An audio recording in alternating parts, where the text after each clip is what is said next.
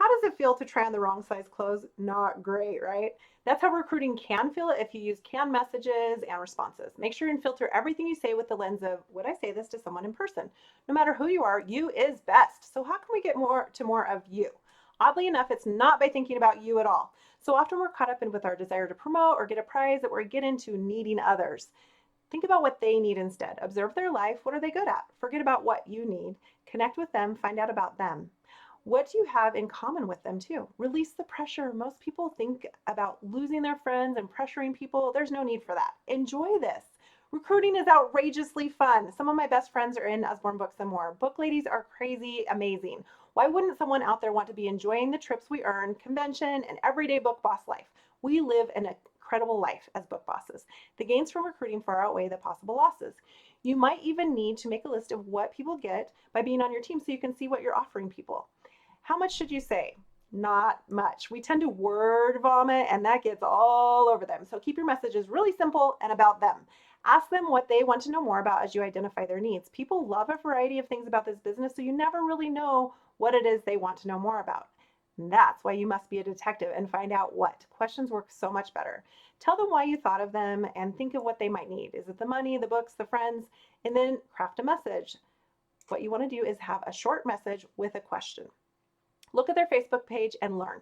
Look at the message before you send it out. Would I respond to this? Is this too long? Do I talk about myself too much? Here's an example. I keep thinking about you, Sandy. I love your posts about the interactive things you do with your kids. And wow, you're a homeschooling mom. You're expanding your kids' brains. I admire that so much. I've been working my book boss business for a short time now, and already it's made our family incredibly close as we read all the books coming into our library. I was thinking today about who I'd love to have working with me, and your name came to my mind. No pressure if it isn't something you're interested in, but have you ever thought of doing something like this before? Maybe they're at a party. Start with what's on their wish list. Get them talking about that. I see that you have a lot on it, which means that you really want to pump up learning in your home. I feel really blessed that we've been able to do that in our home by being a book boss. Have you ever thought of doing something like this before? Get the conversation rolling first, and then you can ask more questions. Identify their needs. I love the book, Get Over Your Damn Self, where she talks about identifying pains. What you want to do is be interested, not interesting. So, have you ever thought of doing something like this before? Is an easy question. Some people have thought of other direct sales companies, and usually the answer is yes, but maybe haven't thought of being a book boss. What about this business appeals to you most? Ask that to them. Or you could say something like, I talked a little bit about my favorite things about my business: the free trips, home library, extra income, friendships, promoting literacy, exciting bonus gifts. Which of these perks would you like most? Then you can respond by saying, wow, that's one of my biggest reasons for joining this business as well. I love that we've been able to do dot, dot, dot. And then if they want more information, they do ask for more. Relate to what they said and then talk about why you joined as well. What would you do with an extra $100 a week in your life? Just partying a little bit, they can absolutely have that. And that's a great way for them to think through what this could do for them. What do you think about having a huge library in your home? There's another question for them. What do you need most in your life? If ever you were to join, what would cause you to join? I really like that question, especially because it tends to tell you their hot button issue. At any point, if a worry comes up, you can use Feel Felt Found to get past that. So Feel Felt Found works like this. I understand how you feel about direct sales. I felt similarly myself.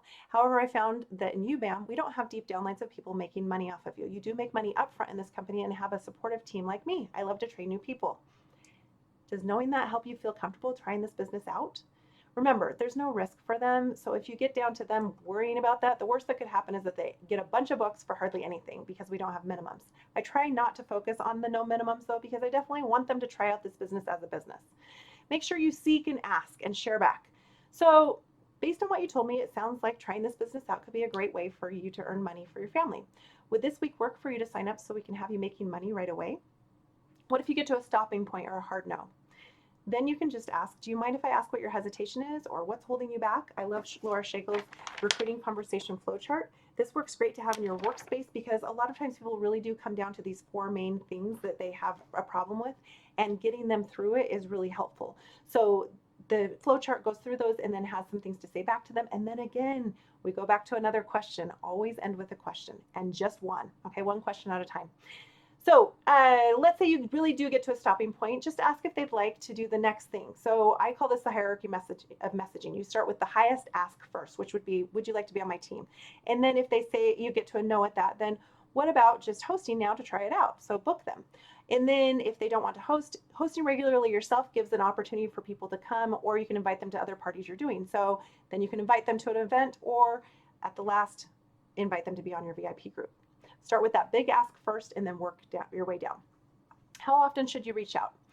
As they message back, you're going to reply to them, confirm what they said, and then ask another question. If it goes dead a day or so later, I return to the conversation. Hey, how are you doing? Checking in with you. I didn't see an answer from you, and I know I often read my messages and then totally forget to answer.